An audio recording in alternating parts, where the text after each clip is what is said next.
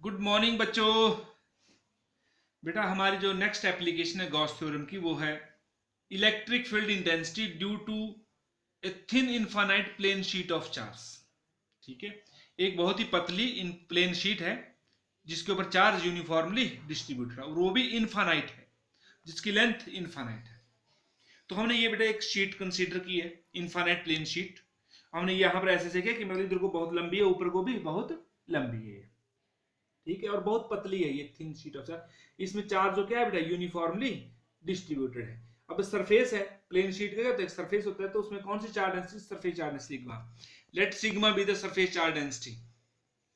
ठीक है, अब मान लो इस पी पॉइंट के ऊपर हमने इलेक्ट्रिक फील्ड कैलकुलेट करें due to this thin sheet, और वो भी infinite sheet which is at a perpendicular distance R from the sheet. ये शीट ऐसे है, ये इस शीट से परपेंडिकुलर डिस्टेंस आर पी पे है, आर पे है ये। ठीक है, अब बाइसिमेट्री बेटा जैसे ये है, ये मान लो ये प्लेन शीट ऑफ चार्ज है ये। ठीक है, ये जो शीट ऐसे है ये, ठीक है, ये ऐसे नहीं है, ये ऐसे है परपेंडिकुलर। तो जब यहाँ पर दिख रही है ये परपेंडिकुलर प्लेन ऑफ। अब इस शीट के कारण इलेक्ट्रिक फील्ड होगी फ्रॉम सिमेट्री, देखो इसमें चार्ज दोनों तरफ पॉजिटिव चार्ज है, तो चार्ज जो है वो कैसे होगा, इस इलेक्ट्रिक फील्ड जो होगी वो कैसे आएगी बेटा? Perpendicular to plane of sheet and, ठीक है, अगर पॉजिटिव चार्ज होगा तो बाहर की ओर होगी आउटवर्ड्स, और नेगेटिव होगा तो इनवर्ड। फिलहाल हमने पॉजिटिव चार्ज रखा है इसको, तो ये बाहर की ओर। अब यहाँ पर भी कैसे आएगी बेटा इलेक्ट्रिक फील्ड? यहाँ इस पॉइंट इधर को पॉइंट होगा तो वो भी इधर को आएगी इलेक्ट्रिक फील्ड। क्लियर? इस तरफ को इस तरफ वाली को इस तरफ, और ये जो लेफ्ट साइड है इसको इधर आएगी इलेक्ट्रिक फील्ड फ्रॉम सिमेट्री। ठीक है, और ये जो infinite plane sheet of charge है, तो जो एक बराबर डिस्टेंस पे लें, चाहे लेफ्ट राइट को लें चाहे लेफ्ट को, तो जो इलेक्ट्रिक फील्ड आएगी सेम पॉइंट के ऊपर, ठीक है, वो क्या आएगी बेटा? इक्वल पॉइंट पे, मतलब उसको जो इलेक्ट्रिक फील्ड का जो मैग्नीट्यूड है होगा वो क्या होगा बेटा? बराबर होगा। क्लियर? तो from symmetry we find the E is on either sides is perpendicular, किधर होगी बेटा? perpendicular to the plane of sheet and having same magnitude at all points equal distance from the sheet। Clear हो गया? अब बेटा हमने Gauss theorem apply करें तो एक इमेजिन करना है, एक गॉसियन, वो भी कौन सा? गॉसियन सरफेस लेना है। ठीक है, लेकिन कौन सा लेंगे बेटा? सिलिंड्रिकल, इस तरह से, और जितना ये आर है उधर इस साइड को बेटा उतना ही दूर पे लेंगे हम। यहां से ये दूरी कितनी है? ये आर है, तो इधर को भी कितना होगा बेटा? ये आर। तो सिलेंडर की लेंथ कितनी होगी टोटल? 2r। ठीक है, और इसका एरिया ऑफ क्रॉस सेक्शन कितना मान लिया बेटा? इसका ds, सपोज करो एरिया ऑफ क्रॉस सेक्शन कितना है? ds। तो यहां पर इस जो ये शीट है, ये जो राइट सर्कुलर सिलेंडर है, ये it piercing through the sheet, ये शीट के अंदर से क्रॉस हुआ है। हाँ, तो बेटा हमने ये सपोज कर लिया कि गॉसियन सिलिंड्रिकल सरफेस, मतलब ये सिलिंड्रिकल सरफेस कंसीडर किया है। ठीक है, एक हमने राइट से imagine right circular cylinder of length 2r and area of cross section ds which is piercing through the sheet। ठीक है, एंड दिस जो क्रॉस सेक्शन है it is around the point P। अब ध्यान देना बेटा, अब जो इलेक्ट्रिक फील्ड है यहाँ पर वो किस डायरेक्शन में बेटा? इस तरफ को। अब जो एंड्स पे अगर हमने एरिया वेक्टर भी लें यहाँ पर, वो भी कहाँ है बेटा? इधर को, ds वेक्टर या n कैप E की डायरेक्शन। अगर यहाँ पर ले हम, देखो इलेक्ट्रिक फील्ड हमने बताया ये बाइसिमेट्री का होगी इधर को, और यहाँ इस जो एरिया है ds वेक्टर है, इसके ऊपर हम एरिया वेक्टर प्लॉट करें तो कहाँ है बेटा? ये ds वेक्टर इधर को। तो एंड्स के ऊपर E और ds क्या है बेटा? सेम डायरेक्शन में। ठीक है, जब सेम डायरेक्शन में तो एंगल कितना बना बेटा? 0। तो देखो ऑन बोथ एंड्स या at both ends E and ds are in same direction, देखो electric flux over these ends. अब इन एंड से जो ये वाले एंड्स हैं, इनमें से कितना फ्लक्स बाहर जाएगा? Electric flux. ये फ्लक्स तो आपको पता है E डॉट ds। अब इसका तो एरिया ही क्या है? ds है, तो इसमें इंटीग्रेट करने की जरूरत नहीं क्योंकि ऑलरेडी ये ds टोटल एरिया वही है ds। तो इस फ्लक्स का एरिया कितना, इस एंड का एरिया कितना आएगा बेटा? E डॉट ds, और इस एंड का एरिया कितना आएगा बेटा?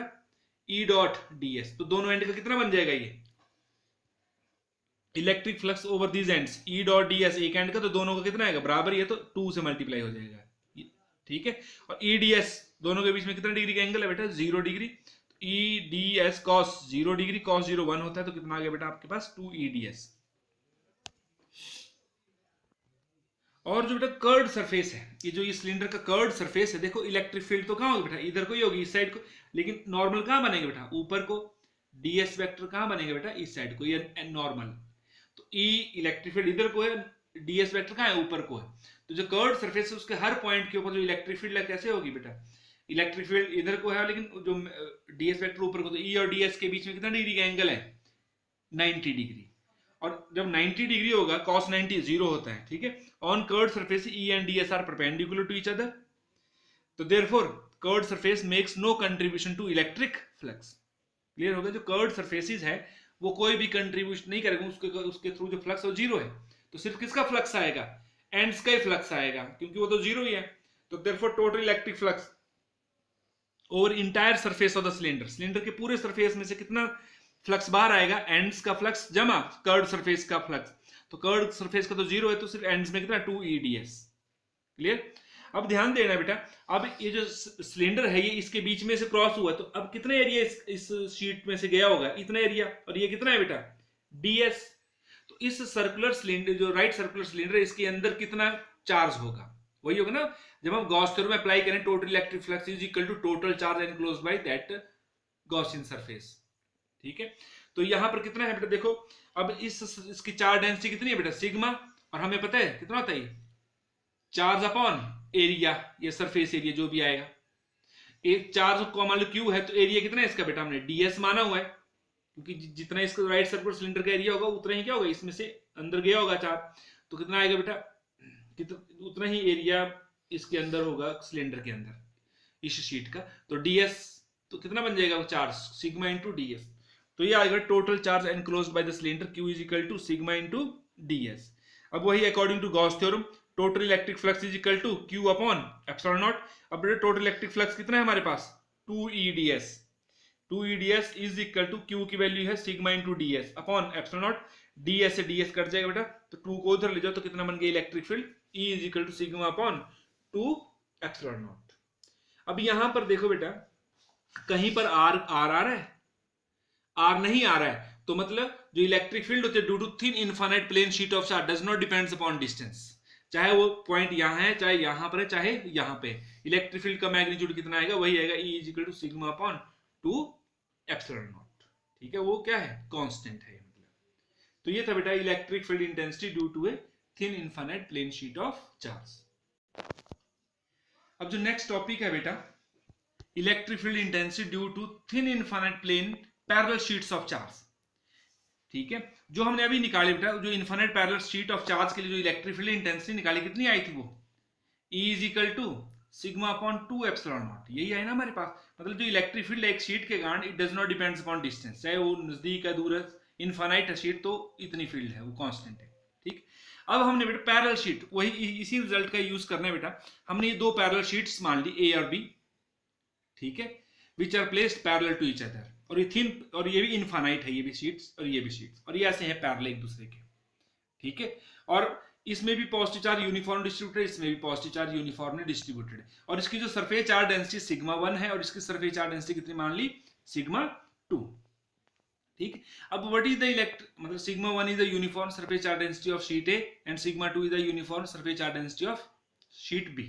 Clear, and electric field due to sheets A and B respectively, देखो बेटा इस शीट के कारण कितनी आएगी, फार्मूला ये लगेगा सिग्मा अपॉन 2 एप्सिलॉन नॉट। तो E1 electric field due to sheet A sigma 1 upon 2 epsilon naught, क्योंकि हमने उसकी surface charge density upon 2 epsilon naught, surface charge density कितनी है बेटा, पहली शीट की, A शीट की, सिग्मा 1। और उसी तरह से बेटा electric field due to thin sheet E2 equal to sigma 2 upon 2 epsilon naught. ठीक है, और हमने ये अज्यूम कर लो बेटा कि जो सिग्मा 1 बड़ा है, सिग्मा 2 छोटा है, और दोनों ही पॉजिटिव हैं, तो दोनों ही क्या जीरो से बड़े हैं।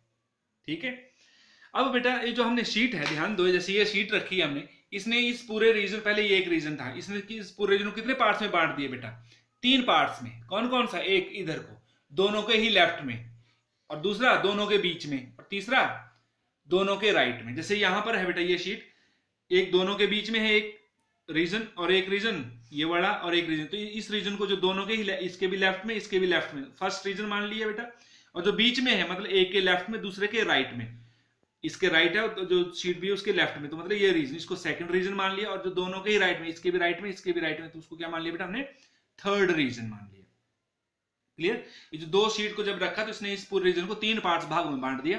तो हम बेटा यहाँ बाई कन्वेंशन देखते हैं, और हमने पता है अभी हमने ये जो शीट ली इसके कारण इलेक्ट्रिक फील्ड इधर को इस साइड होगी और यहाँ पर इधर को होगी, ठीक है। अब ध्यान देना, जब ये इसके लेफ्ट में ये भी इसके लेफ्ट, दोनों के कारण इलेक्ट्रिक फील्ड कहाँ होगी बेटा, इधर को। अब बीच में इसके ये तो अब यहाँ पे इसके कारण इधर को और इसके कारण इधर को अपोजिट होगी दोनों की, और यहाँ पर दोनों के राइट में तो इलेक्ट्रिक फील्ड इधर को होगी दोनों के कारण, E1 भी इस साइड को, E2 भी इस साइड को। तो हम बाई कन्वेंशन बेटा क्या लेते हैं, the electric field from left right to left, left की ओर नेगेटिव लेंगे और राइट की ओर इन इलेक्ट्रिक फील्ड्स की वैल्यू को पॉजिटिव लेंगे। आएंगी तो यही value E1 sigma upon 2 epsilon naught, E2 sigma 2 upon 2 epsilon naught, यही आएंगी। लेकिन अब इनको कब पॉजिटिव लेना, जब इलेक्ट्रिक फील्ड की डायरेक्शन कहाँ होगी बेटा, राइट से लेफ्ट की ओर होगी तो नेगेटिव, और अगर हम लेफ्ट से राइट की ओर, राइट की डायरेक्शन में होगी इलेक्ट्रिक फील्ड, तो उनको क्या लेना बेटा हमने, पॉजिटिव। तो ध्यान देना है इन फर्स्ट रीजन दोनों ही फील्ड क्या है बेटा, यहाँ पर इसके कारण भी इस साइड को, ये भी कहाँ है बेटा, इसके इधर को है और इसके भी इधर को दोनों। और साथ में ये मत देखना कि ये दूर है तो इलेक्ट्रिक फील्ड कुछ और होगी, हमने अभी बताया electric field does not depends upon distance. तो E1 कितना आएगा बेटा यहाँ पर, वो भी माइनस का होगा, E2 भी माइनस का, तो net electric field in the first region minus E1 minus E2, दोनों को वही सेम डायरेक्शन तो सम ही आएगा, लेकिन दोनों ही माइनस किए तो minus E1 minus E2। Minus E1 तो पता है आपको sigma upon 2 epsilon with minus sign आ रहा है, क्योंकि ये कहाँ है, राइट से लेफ्ट की ओर है। E2 भी इधर को है तो minus sigma 2 upon 2 epsilon naught, इन दोनों में क्या कॉमन है बेटा, माइनस 1 अपॉन 2 एप्सिलॉन नॉट, क्या बच गया, सिग्मा 1 प्लस सिग्मा 2। तो this is electric field in first region. अब सेकंड में बेटा, अब देखो सेकंड में जो ये रीजन है, ये इस फर्स्ट सीट के लेफ्ट राइट में, तो इलेक्ट्रिक फील्ड की डायरेक्शन ऐसे है, लेकिन सेकंड के लिए क्या है बेटा, वो इधर को, तो E1 इस साइड को और E2 इधर को है, तो E1 पॉजिटिव और E2 नेगेटिव है। तो E1 प्लस माइनस E2, तो माइनस E2, E1 कितना है बेटा, sigma upon 2 epsilon minus sigma 2 upon 2 epsilon 1 upon 2 epsilon common ले लिया बेटा, कितना आ गया, सिग्मा 1 प्लस सिग्मा 2। तो ये आ गया बेटा electric field in second region. इसी तरह से अब जो थर्ड रीजन है, इसमें ये दोनों ही, ये जो यहाँ पर ये कोई भी पॉइंट होगा बेटा यहाँ पर, वो दोनों ही शीट के कहाँ है, राइट में, दोनों के कारण इलेक्ट्रिक फील्ड लेफ्ट से राइट की ओर है, तो दोनों ही क्या है बेटा, पॉजिटिव। तो what is the electric field third region, E1 plus E2 sigma 1 upon 2 epsilon naught plus sigma 2 upon 2 epsilon naught, 1 upon 2 epsilon बाहर ले बेटा, ये आ गया हमारे पास, ठीक।